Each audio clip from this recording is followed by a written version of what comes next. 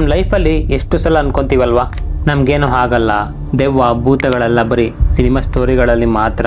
ಆದರೆ ಇವತ್ತು ನಾನು ಹೇಳ್ತಿರೋ ಕತೆ ಕೇಳಿದ್ರೆ, ಎಸ್ಪೆಷಲಿ ನೀವೇನಾದರೂ ಹೊಸದಾಗಿ ಮದುವೆ ಆಗಿದ್ರೆ, ಹೊಸ ಮನೆ ಅಥವಾ ಅಪಾರ್ಟ್ಮೆಂಟ್ಗಳಿಗೆ ಶಿಫ್ಟ್ ಆಗೋಕ್ಕೆ ಪ್ಲ್ಯಾನ್ ಮಾಡ್ತಾ ಇದ್ದಾರೆ, ಪ್ಲೀಸ್ ಒಂದ್ಸಲ ಯೋಚನೆ ಮಾಡಿ. ಇದು ಗಿರೀಶ್ ಮತ್ತು ಮಾಯಾ ಅನ್ನೋ ಕಪಲ್ಸ್ ಲೈಫ್ನಲ್ಲಿ ನಡೆದಿರುವ ರಿಯಲ್ ಇನ್ಸಿಡೆಂಟ್. ಬೆಂಗಳೂರಿನ ಸಿಟಿಯಲ್ಲಿ ಜನ ತುಂಬಾನೇ ಗಿಜಿ ಅನ್ನೋ ಏರಿಯಾದಲ್ಲಿ ಒಂದು ಬಿಲ್ಡಿಂಗ್, ಆದರೆ 4 ಗೋಡೆಗಳ ಮಧ್ಯೆ ಅವರ ಅನುಭವಿಸಿದ ನರಕ ಯಾರಿಗೂ ಕೂಡ ಗೊತ್ತಿಲ್ಲ. ಜಸ್ಟ್ ಒಂದು ಇಮೇಜಿನ್ ಮಾಡ್ಕೊಳ್ಳಿ, ನೀವು ನಿಮ್ಮ ಪಾರ್ಟ್ನರ್ ಜೊತೆ ಹಾಗೆ ನಿದ್ದೆ ಮಾಡ್ತಾ ಇದ್ದೀರಾ, ಸಡನ್ ಆಗಿ ಸೀಲಿಂಗ್ ಕಡೆಯಿಂದ ಯಾರೋ ನಡೆದಂಗೆ ಸೌಂಡ್ ಬಂದ್ರೆ, ಅಥವಾ ಖಾಲಿ ಇರೋ ಲಿಫ್ಟ್ ತನ್ನಷ್ಟಕ್ಕೆ ತಾನೇ ಓಪನ್ ಆಗಿ ನಿಮ್ಮ ಫ್ಲೋರ್ಗೆ ಬಂದು ನಿಂತ್ರೆ, ಏನಾದರೂ ತುಂಬಾನೇ ಧೈರ್ಯ ಇದ್ರೆ ಮಾತ್ರ ಮುಂದೆ ಸ್ಟೋರಿ ಕೇಳಿ. Welcome to apartment 407. ನಿಮ್ಮಲ್ಲಿ ಪರ್ಸನಲ್ ರಿಕ್ವೆಸ್ಟ್ ಏನಂದ್ರೆ, ದಯವಿಟ್ಟು ಒಂದು ಲೈಕ್ ಮಾಡಿ. ಗಿರೀಶ್ ಮತ್ತೆ ಮಾಯಾ ಇಬ್ಬರು ಸಾಫ್ಟ್ವೇರ್ ಇಂಜಿನಿಯರ್ಸ್, ನೋಡೋಕೆ ತುಂಬಾನೇ ಕ್ಯೂಟ್ ಕಪಲ್ಸ್. ಮದ್ವೆ ಆಗಿ ಜಸ್ಟ್ 6 ತಿಂಗಳಾಗಿತ್ತಷ್ಟೇ. ಲೈಫ್ ಕೂಡ ಸೆಟಲ್ ಆಗಿದೆ, ಕೈ ತುಂಬಾ ಸಂಬಳ,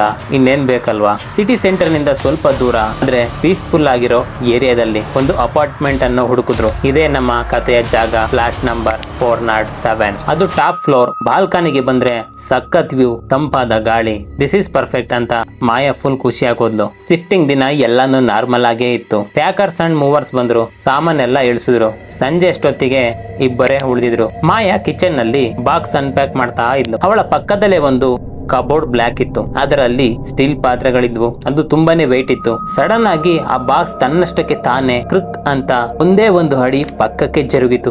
ಆಗ ಮಾಯಾ ಸಡನ್ ಆಗಿ ತಿರುಗಿ ನೋಡಿದ್ಲು. ಮೇ ಬಿ ಎಲ್ಲೋ ಟೈಲ್ಸ್ ಜಾರಿ ಇರ್ಬೇಕು ಅಂತ ಅನ್ಕೊಂಡ್ಲು. ಹಾಗಂತ ಇಗ್ನೋರ್ ಮಾಡಿದ್ಲು. ಆದರೆ ಹಾಲಿನಲ್ಲಿ ಗಿರೀಶ್ ಕಂಡಿದ್ದು ಅದು ಬೇರೆನೆ ಇತ್ತು. ಅವನು ಕೂಡ ಸೋಫಾನ ಸೆಟ್ ಮಾಡ್ತಾ ಇದ್ದಾಗ ಗೋಡೆ ಕಡೆ ಕಣ್ಣು ಹಾಯಿಸ್ತಾ, ವೈಟ್ ಪೈಂಟ್ ಮೇಲೆ ಫ್ರೆಶ್ ಆಗಿ 3 ಬೆರಳುಗಳಿಂದ ಪರಿಚಿದ ಹಾಗೆ ಕಲೆ ಇತ್ತು. ಉಗುರುಗಳಿಂದ ಗೀಚಿದ್ರೆ ಹೇಗೆ ಸಿಮೆಂಟ್ ಪೌಡರ್ ಉಳಿಯುತ್ತದೆಯೋ ಹಾಗೆ, ಹೇಗೆ ಸಿಮೆಂಟ್ ಉದುರುತ್ತೋ ಹಾಗೆ ಉದುರುತ್ತಾ ಇತ್ತು. ಆಗ ಇವನು, ಅಯ್ಯೋ ಪೈಂಟಿಂಗ್ ಸರಿ ಇಲ್ಲ ಅಂತ ಅನ್ಸುತ್ತೆ ಅಂತ ಗಿರೀಶ್ ಸುಮ್ನಾಗೋದ. ಆದರೆ ಅವನ ಮನಸ್ಸಿನಲ್ಲಿ ಎಲ್ಲೋ ಒಂದು ಕಡೆ ಇದು ಆಗಲೇ ಇತ್ತ ಅನ್ನೋ ಡೌಟ್ ಶುರುವಾಗಿತ್ತು. ಅವತ್ ರಾತ್ರಿ ಫಸ್ಟ್ ನೈಟ್ ಇನ್ ನ್ಯೂ ಹೋಮ್. ಆಗ ಟೈಮ್ ಸುಮಾರು 11:45 ಇರಬಹುದು. ಮಾಯಾ ಫುಲ್ ಟಯರ್ಡ್ ಆಗಿ ಮಲಗ್ಬಿಟ್ಟಿದ್ಲು. ಗಿರೀಶ್ಗೆ ನಿದ್ದೆ ಬರ್ತಾ ಇರ್ಲಿಲ್ಲ. ಬೆಡ್ ಲ್ಯಾಂಪ್ ಹಾಕೊಂಡು ಬುಕ್ಸ್ ಅನ್ನು ಓದ್ತಾ ಇದ್ದ. ಪೂರ್ತಿ ಸೈಲೆಂಟ್, ಪಿನ್ ಡ್ರಾಪ್ ಸೈಲೆನ್ಸ್ ಆಗಿತ್ತು. ಸಡನ್ ಆಗಿ ಅವನ ತಲೆ ಮೇಲೆ ಅಂದ್ರೆ ಸೀಲಿಂಗ್ ಮೇಲೆ ಯಾರೋ ಸ್ಲೋ ಆಗಿ ಭಾರವಾದ ಹೆಜ್ಜೆ ಇಡ್ತಾ ಇರೋ ಹಾಗೆ ಇವನಿಗೆ ಸೌಂಡ್ ಕೇಳಿಸಿತು. ಆಗ ಗಿರೀಶ್ಗೆ ಶಾಕ್ ಆಯ್ತು. ಯಾಕಂದ್ರೆ ಇವರಿರೋದು ಟಾಪ್ ಫ್ಲೋರ್ ಅಲ್ಲಿ. ಇವರ ಫ್ಲಾಟ್ ಮೇಲೆ ಟೆರೇಸ್ ಬಿಟ್ರೆ ಬೇರೆ ಫ್ಲಾಟ್ ಇಲ್ಲ. ಟೆರೇಸ್ ಲಾಕ್ ಆಗಿರುತ್ತೆ ಅಂತ ವಾಚ್ಮೆನ್ ಹೇಳಿದ್ದಲ್ವಾ. ಯಾರಪ್ಪ ಇಷ್ಟು ರಾತ್ರಿ ಟೆರೇಸ್ ಮೇಲೆ ವಾಕ್ ಮಾಡ್ತಾ ಇರೋದು ಅಂತ ಗಿರೀಶ್ ಎದ್ದು ಹಾಲ್ಗೆ ಬಂದ. ಹಾಗೆ ಮೆಲ್ಲಗೆ ಮೈನ್ ಡೋರ್ ಓಪನ್ ಮಾಡಿ ಹೊರಗಡೆ ಪ್ಯಾಸೇಜ್ ನೋಡಿದ. ಆಗಸ್ಟ್ ನ ತಿಂಗಳು, ಆದ್ರೆ ಪ್ಯಾಸೇಜ್ ನಲ್ಲಿ ಡಿಸೆಂಬರ್ನ ಚಳಿ ಇತ್ತು. ಮೈ ನಡುಗುವಷ್ಟು ಕೋಲ್ಡ್ ಗಾಳಿ ಬೀಸ್ತಾ ಇತ್ತು. ಅಲ್ಲೇ ಲಿಫ್ಟ್ ಪಕ್ಕದಲ್ಲಿ ಒಂದು CCTV ಕ್ಯಾಮ್ರಾ ಕೂಡ ಇತ್ತು. ಅದರ ಕೆಳಗೆ ಮಾನಿಟರ್ ಇತ್ತು. ಗಿರೀಶ್ ಹಾಗೆ ಸುಮ್ಮನೆ ಆ ಸ್ಕ್ರೀನ್ ಅನ್ನು ನೋಡ್ತಾ ಇದ್ದ. ಸ್ಕ್ರೀನ್ ಮೇಲೆ ಒಂದು ವಿಚಿತ್ರವಾದ ಗ್ಲಿಚ್ ಆಗಿತ್ತು. ಬೇರೆ ಎಲ್ಲಾ ಕ್ಯಾಮ್ರಾಗಳು ಕೂಡ ನಾರ್ಮಲ್ ಆಗಿ ರೆಕಾರ್ಡ್ ಆಗಿದ್ರೆ, ಇದರ ಫ್ಲೋರ್ ಕ್ಯಾಮ್ರಾ ಫ್ರೀಸ್ ಆಗಿತ್ತು. ಅದರಲ್ಲಿ ಮಲಗಿರುವ ಮಾಯಾಳ ಮುಖ ಕ್ಲೋಸ್ ಅಪ್ ಆಗಿ ಕಾಣಿಸ್ತಾ ಇತ್ತು. ಆಗ ಗಿರೀಶ್ಗೆ ಬೆವರಳಿಯೋಕೆ ಸ್ಟಾರ್ಟ್ ಆಯಿತು. ಪ್ಯಾಸೇಜ್ ನ ಕ್ಯಾಮೆರಾದಲ್ಲಿ ಬೆಡ್ರೂಮ್ ನ ವಿಜುವಲ್ಸ್ ಹೇಗೆ ಬರುತ್ತೆ ಅಂತ ಕಣ್ಣುಜ್ಜಿಕೊಂಡು ನೋಡಿದ್ದ. ಸ್ಕ್ರೀನ್ ನಾರ್ಮಲ್ ಆಗೇ ಇತ್ತು. ಆಗ ಖಾಲಿ ಪ್ಯಾಸೇಜ್ ಕಾಣಿಸ್ತಾ ಇತ್ತು. ತುಂಬಾ ಟಯರ್ಡ್ ಆಗಿ ಹೋಗಿದ್ದೀನಿ, ಎಲ್ಲೋ ನನ್ ಭ್ರಮೆ ಇರ್ಬೋದು ಅಂತ ಡೋರ್ ಹಾಕೊಂಡು ಹೋಗಿ ಮಲ್ಕೊಂಡ. ಮರುದಿನ ಬೆಳಗ್ಗೆ ಕಾಫಿ ಕುಡಿಯುತ್ತಾ ಕೂತಿದ್ದಾಗ ಮಾಯನ ಮುಖ ಸಪ್ಪಾಗಿತ್ತು. ಆಗ ಗಿರೀಶ್ ಕೇಳಿದ, ಏನಾಯ್ತು ಮಾಯಾ, ಈ ಸಪ್ಪಗಿದ್ಯಾ, ರಾತ್ರಿ ನಿದ್ದೆ ಮಾಡಿಲ್ವಾ ಅಂತ ಹೇಳಿ ಕೇಳಿದ. ಮಾಯಾ ಸ್ವಲ್ಪ ಹೊತ್ತು ಸುಮ್ಮನೆ ಇದ್ಲು. ಆಮೇಲೆ ಹೇಳಿದ್ಲು, ಗಿರೀಶ್ ರಾತ್ರಿ ನೀನು ಇದ್ದಿದ್ಯಾ? ಓ, ನೀರ್ ಕುಡಿಯಕ್ ಹೋಗಿದ್ದ? ಯಾಕೆ? ಇಲ್ಲ, ನಾನು ಗಾರ್ಡನ್ ಇದ್ದಲ್ಲಿದ್ದೆ, ಆದ್ರೆ ಯಾರು ನನ್ನ ಪಕ್ಕಕ್ಕೆ ಬಂದು ಕೂತ ಹಾಗೆ ಫೀಲ್ ಆಯ್ತು. ಆಮೇಲೆ ನನ್ನ ಕೂದಲನ್ನು ಸಾಫ್ಟ್ ಆಗಿ ಹಿಂದಕ್ಕೆ ತೆಳೆದ್ರು. ಆಗ ನಾನು ನೀನೇ ಅನ್ಕೊಂಡೆ, ಆದ್ರೆ ನಾನು ಕಣ್ಣು ಬಿಟ್ಟಾಗ ಪಕ್ಕದಲ್ಲಿ ಯಾರು ಕೂಡ ಇರ್ಲಿಲ್ಲ. ಆಗ ಗಿರೀಶ್ಗೆ ಎದೆಯಲ್ಲಿ ತುಂಬಾನೇ ಭಯ ಹುಟ್ಟಿಸಿತು. ಯಾಕೆಂದ್ರೆ ಅವತ್ತು ರಾತ್ರಿ ಅವನು ಪ್ಯಾಸೇಜ್ ನಲ್ಲಿ ನೋಡಿದ ವಿಚಿತ್ರ ಸ್ಕ್ರೀನ್ ನೆನಪಾಯಿತು. ಆದ್ರೆ ಮಾಯಾ ಹೆದರುತ್ತಾಳೆ ಅಂತ ಅವನು ಅದನ್ನು ಅವಳ ಹತ್ರ ಹೇಳಲಿಲ್ಲ. ಹೇ, ಹಾಗೇನಿಲ್ಲ, ಗಾಳಿ ಇತ್ತಲ್ಲ, ಕರ್ಟನ್ ತಾಗಿರಬೇಕು ಅಷ್ಟೇ, ಡೋಂಟ್ ವರಿ ಅಂತೇಳಿ ಸಮಾಧಾನ ಮಾಡಿದ.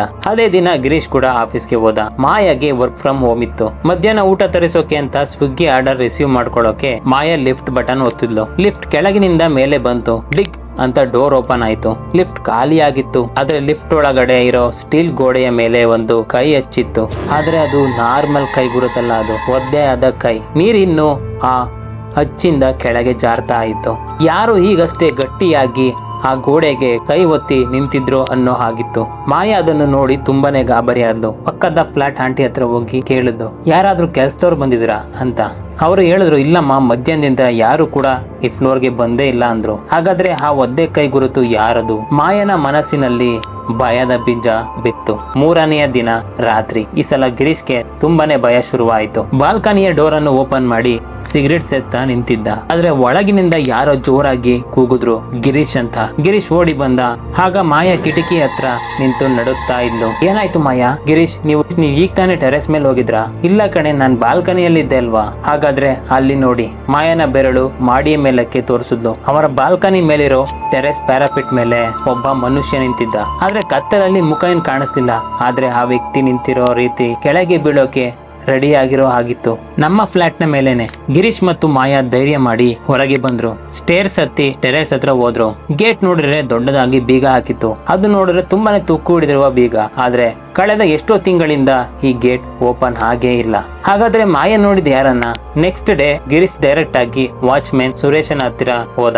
ಆಗ ಗಿರೀಶ್ ಕೇಳಿದ, ಸುರೇಶ್, ಸತ್ಯ ಹೇಳು, ಈ ಫ್ಲಾಟ್ ನಲ್ಲಿ ಏನಾದ್ರು ಪ್ರಾಬ್ಲಮ್ಸ್ ಇದೆಯಾ? ಆಗ ಸುರೇಶ್ ಮೊದಲು ಬಾಯಿ ಬಿಡ್ಲಿಲ್ಲ. ಆಮೇಲೆ 100 ರೂಪಾಯಿ ನೋಟನ್ನು ಕೈಗಿಟ್ಟ ಮೇಲೆ ಮೆಲ್ಲಗೆ ಬಾಯಿ ಬಿಟ್ಟ. ಸರ್, ನಾನ್ ಹೇಳ್ಬಾರ್ದು ಅಂತ ಓನರ್ ಕಂಡೀಷನ್ ಹಾಕಿದ್ರು. ಆದ್ರೆ ನಿಮ್ಮ ಪ್ರಾಣಕ್ಕೆ ಆಪತ್ತು ಬರೋದು ಬೇಡ. ಹೋದ್ ವರ್ಷ ಇದೇ 407 ಫ್ಲಾಟ್ ನಲ್ಲಿ ಒಂದು ಕಪಲ್ಸ್ ಇದ್ರು. ಗಂಡನಿಗೆ ತುಂಬಾನೇ ಡಿಪ್ರೆಷನ್ ಇತ್ತು. ದಿನ ಜಗಳ ಆಡ್ತಾ ಇದ್ರು. ಒಂದು ದಿನ ಆ ಗಂಡ ಟೆರೆಸ್ ಮೇಲಿಂದ ಬಿದ್ದು ಸತ್ತು ಹೋದ. ಆಗ ಪೊಲೀಸರು ಸೂಸೈಡ್ ಅಂದ್ರು. ಆದರೆ ಗಿರೀಶ್ ಕುತೂಹಲದಿಂದ ಕೇಳಿದ, ಆದ್ರೆ ಏನು? ಸಾಯೋಕು ಕೆಲವು ದಿನಗಳ ಮುಂಚೆ ಆ ಮನುಷ್ಯ ಹೇಳಿದ್ದ, ರಾತ್ರಿ ಹೊತ್ತು ಟೆರೆಸ್ ಮೇಲಿಂದ ಯಾರೋ ಕರಿತಾ ಇರ್ತಾರೆ. ಪಿಸು ಮಾತುಗಳು ಕೂಡ ಕೇಳಿಸುತ್ತೆ, ಬಾ ಇಲ್ಲಿ, ಬಾ ಇಲ್ಲಿ ಅಂತ. ಆಮೇಲೆ ಅವನ ಹೆಂಡತಿ ಒಂದೇ ರಾತ್ರಿ ಮನೆ ಖಾಲಿ ಮಾಡಿ ಓಡಿ ಹೋದ್ಲು. ಆಮೇಲೆ ಆಕೆ ಹೇಳಿದ್ಲು, ಅವನು ಸತ್ತ ಮೇಲೆಯೂ ಕೂಡ ಮನೆಗೆ ಬರ್ತಿದ್ದಾನೆ ಅಂತ. ಗಿರೀಶ್ಗೆ ಈಗ ಅರ್ಥವಾಯಿತು. ನಾನು ಕೇಳಿಸಿಕೊಂಡ ಹೆಜ್ಜೆಯ ಶಬ್ದ, ಮಾಯ ನೋಡಿದ ಆ ಆಕೃತಿ, ಇದು ಭ್ರಮೆಯಲ್ಲ. ಅವತ್ತು ರಾತ್ರಿ 12:03 ಮಾಯಾ ಸಡನ್ ಆಗಿ ಎಚ್ಚರ ಆದ್ಲು. ಪಕ್ಕದಲ್ಲಿ ಗಿರೀಶ್ ಇರ್ಲಿಲ್ಲ. ಎದ್ದು ಬಂದು ನೋಡ್ತಾಳೆ, ಬಾಲ್ಕನಿ ಡೋರ್ ಓಪನ್ ಆಗಿದೆ. ಕರ್ಟನ್ ಗಾಳಿಗೆ ಹಾರಾಡ್ತಾ ಇದೆ. ಗಿರೀಶ್ ಆ ಬಾಲ್ಕನಿ ಆಚೆಯಲ್ಲಿ ನಿಂತಿದ್ದಾನೆ. ಆದ್ರೆ ಅವನ ಮುಖದಲ್ಲಿ ಯಾವುದೇ ಎಕ್ಸ್ಪ್ರೆಷನ್ಸ್ ಇಲ್ಲ. ಅವನು ಬಾಲ್ಕನಿಯಲ್ಲಿ ನಿಂತ್ಕೊಂಡು ಮೇಲಕ್ಕೆ ನೋಡ್ತಿದ್ದಾನೆ. ಮಾಯಾ ಓಡಿ ಹೋಗಿ ಅವನ ತೋಳು ಹಿಡಿದು ಜಗ್ಗುದ್ಲು. ಗಿರೀಶ್, ಏನ್ ಮಾಡ್ತಾ ಇದ್ದೀರಾ? ಆಗ ಗಿರೀಶ್ ಮಾತನಾಡಲಿಲ್ಲ. ಆದ್ರೆ ಅವನ ಬಾಯಿಯಿಂದ ಕೆಲವು ಪಿಸು ಮಾತು ಮಾತ್ರ ಬರ್ತಿತ್ತು. ಹಿ ಈಸ್ ವೇಟಿಂಗ್, ನಾನು ಹೋಗ್ಬೇಕು. ಈಗ ಸಡನ್ ಆಗಿ ಬಾಲ್ಕನಿಯ ಡೋರ್ ಕೂಡ ಜೋರಾಗಿ ಕ್ಲೋಸ್ ಆಯ್ತು.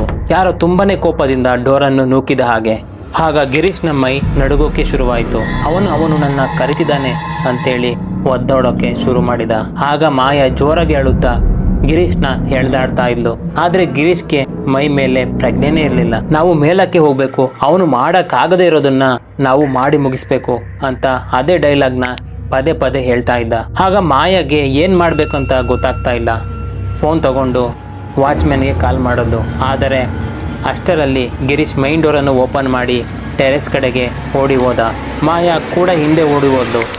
ಆಗ ಟೆರೆಸ್ ಗೇಟ್ ಓಪನ್ ಆಗಿತ್ತು. ಆಗ ತುಕ್ಕು ಹಿಡಿದಿದ್ದ ಬೀಗ ಕೆಳಗೆ ಬಿದ್ದಿತ್ತು. ಟೆರೆಸ್ ಮೇಲೆ ಹೋದ್ರೆ ಮೈ ತುಂಬಾನೇ ಕೊರಗುವಷ್ಟು ಚಳಿ ಆಗ್ತಾ ಇತ್ತು. ಅಲ್ಲಿ ಕತ್ತಲಲ್ಲಿ ಟೆರೆಸ್ನ ತುದಿಯಲ್ಲಿ ಒಂದು ನೆರಳು ನಿಂತಿತ್ತು. ಅದೇ ಆ ಮನುಷ್ಯ. ಮಾಯಾ ಅವತ್ತು ನೋಡಿದ್ದ ಸೇಮ್ ನಿಲುವು. ಗಿರೀಶ್ ಆ ನೆರಳಿನ ಕಡೆನೆ ನಡ್ಕೊಂಡು ಹೋಗ್ತಾ ಇದ್ದ. ಆ ನೆರಳು ನಿಧಾನವಾಗಿ ಹಿಂದಕ್ಕೆ ತಿರುಗಿತು. ಆಗ ಮಾಯಾ ಮೊಬೈಲ್ ಟರ್ಚ್ ಅನ್ನು ಆ ಕಡೆಗೆ ಬಿಟ್ಲು. ಅಲ್ಲಿ ಮುಖ ಇರ್ಲಿಲ್ಲ, ಬರೀ ಕತ್ತಲೆ. ಕಣ್ಣು ಇರುವ ಜಾಗದಲ್ಲಿ ಕೇವಲ 2 ಕಪ್ಪು ಹೋಲ್ಗಳಿದ್ವು. ಆ ಜಾಗಕ್ಕೆ ಅಷ್ಟರಲ್ಲಿ ವಾಚ್ಮೆನ್ ಸುರೇಶ್ ಮತ್ತು ಇನ್ನಿಬ್ಬರು ಓಡಿ ಬಂದ್ರು. ಸುರೇಶ್ ಜೋರಾಗಿ ದೇವರ ನಾಮ ಹೇಳ್ತಾ ಗಿರೀಶ್ನ ಹಿಂದಕ್ಕೆ ಎಳೆದ. ಆ ನೆರಳು ಗಾಳಿಯಲ್ಲಿ ಹೊಗೆಯಾಗುವ ಹಾಗೆ ಮಾಯವಾಯಿತು. ಆಗ ಗಿರೀಶ್ ಪ್ರಜ್ಞೆ ತಪ್ಪಿ ಕೆಳಗೆ ಬಿದ್ದ. ಮರುದಿನ ಬೆಳಗ್ಗೆ ಅವರು ಮನೆ ಖಾಲಿ ಮಾಡಿದ್ರು. ಯಾವುದೇ ಪ್ರಶ್ನೆ ಇಲ್ಲ. ಅಡ್ವಾನ್ಸ್ ವಾಪಸ್ ಬೇಕು ಅಂತನೂ ಕೂಡ ಕೇಳಲಿಲ್ಲ. ಜಸ್ಟ್ ಪ್ರಾಣ ಉಳಿದ್ರೆ ಸಾಕು ಅಂತ ಅಲ್ಲಿಂದ ಓಡಿ ಹೋದ್ರು. ಅವರ ಲಗೇಜ್ಗಳನ್ನು ತಗೊಂಡು ಲಿಫ್ಟ್ನಿಂದ ಹೊರಗೆ ಬಂದಾಗ ಕೊನೆಯ ಬಾರಿ ಆ ಫ್ಲಾಟ್ ನಂಬರ್ 407 ಕಡೆ ನೋಡಿದ್ರು. ಆಗ ಲಿಫ್ಟ್ ಡೋರ್ ಸ್ಲೋ ಆಗಿ ಕ್ಲೋಸ್ ಆಯಿತು. ಲಿಫ್ಟ್ನ ಒಳಗಡೆ ಆ ಸ್ಟೀಲ್ನ ಗೋಡೆಯ ಮೇಲೆ ಮತ್ತೆ ಅದೇ ಕೈಗುರುತು. ಈ ಸಲ ಅದು ಸಣ್ಣ ಕೈಗುರುತಾಗಿತ್ತು. ಅದರ ಬಳಿ ದೊಡ್ಡ ಹೆಂಗಸಿನ ಕೈಗುರುತು ಕೂಡ ಇತ್ತು. ಅದು ತುಂಬಾನೇ ಫ್ರೆಶ್ ಆಗಿತ್ತು. ಒದ್ದೆಯಾದ ರಕ್ತದ ಹನಿ ಜಿನುಗುವ ಕೈಗುರುತು. ಗಂಡ ಸತ್ತ ಮೇಲೆ ಆ ಹೆಂಡತಿ ನಿಜವಾಗ್ಲಿಯೂ ಓಡಿ ಹೋಗಿದ್ಲ ಅಥವಾ ಅವಳು ಅದೇ ಬಿಲ್ಡಿಂಗ್ ನಲ್ಲಿ ಯಾರಿಗೂ ಗೊತ್ತಿಲ್ಲದ ಹಾಗೆ ಸತ್ತು ಹೋಗಿದ್ಲ? ಆದರೆ ಬಿಲ್ಡಿಂಗ್ಗಳು ಜನರನ್ನು ಮರೆಯಬಹುದು, ಆದರೆ ಕೆಲವು ಜನ ಬಿಲ್ಡಿಂಗ್ಗಳನ್ನು ಬಿಟ್ಟು ಎಂದಿಗೂ ಕೂಡ ಹೋಗೋದೇ ಇಲ್ಲ. Good night. ಬಾಗಿಲನ್ನು ಲಾಕ್ ಮಾಡಿಕೊಳ್ಳಿ.